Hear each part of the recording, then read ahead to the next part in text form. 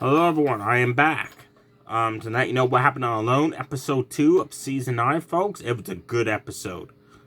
We finally meet the last 4 contestants out of the 10.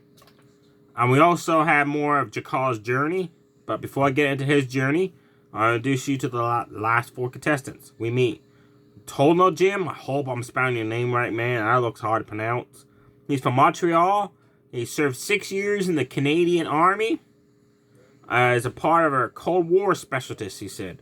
And he has a huge medical degree. So he said, if I injure myself out in the wild, I know how to take care of myself.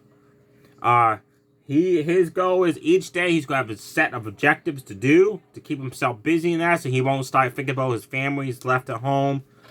And that he wants to win the $500 million to help out his family and stuff. On day 7, he used a stick, dug a hole a foot deep into the ground, circle formation, placed some twigs inside of it, branches. He put some clay and some rocks around it, and made a fire pit. He took a small handful of leaves, set them on fire, and put them in the pit, and poof, the fire went up. So now he has a fire pit, he said, which is good for me to cook game in that with. You meet Terry. He's 36 years old. He's from Alaska.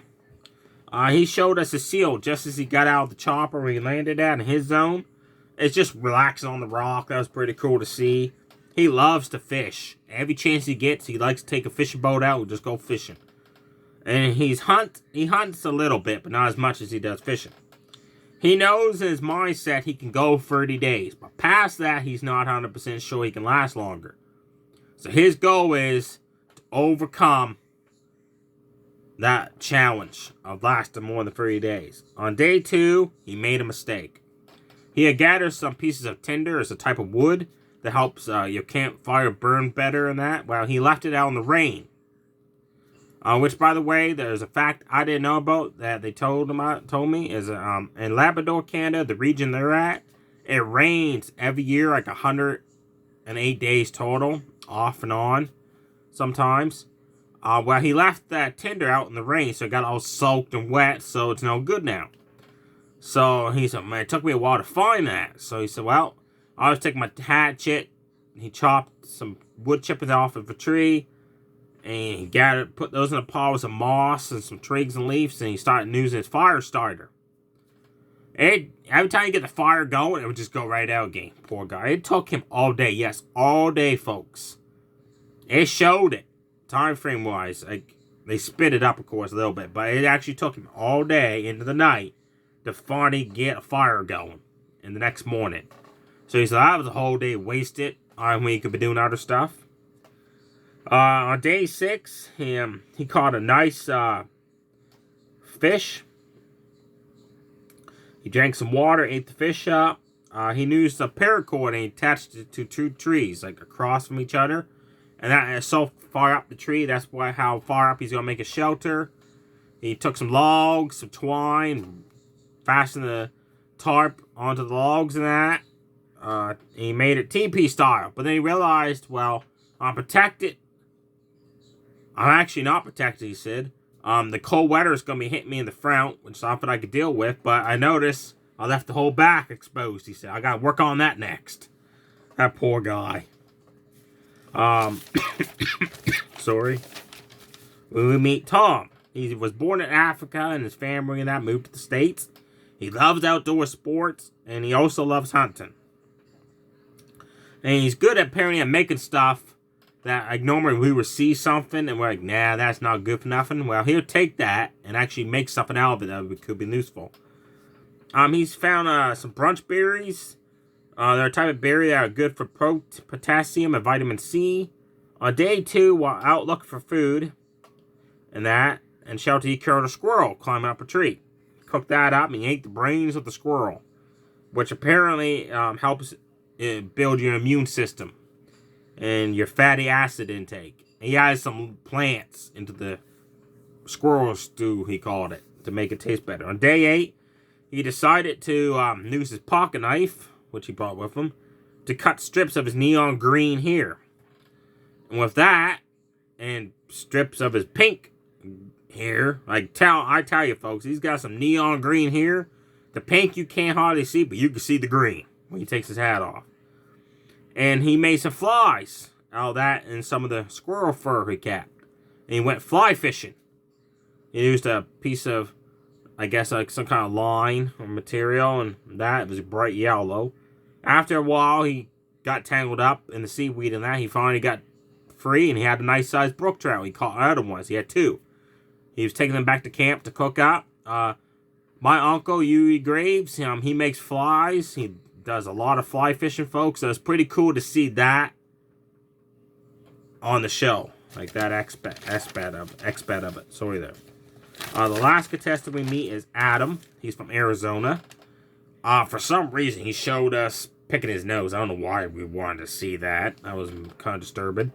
He has self-taught himself everything in life. He said, I didn't have a father and that and to help me, show me how to, stuff like that. So I've self-taught myself, he said.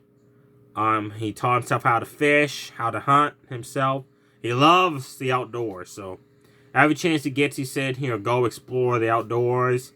At one point, he said, I sailed in the open water for 108 days just to see the beauty of the water, how cool and blue it looks, and the clear blue sky and stuff like that.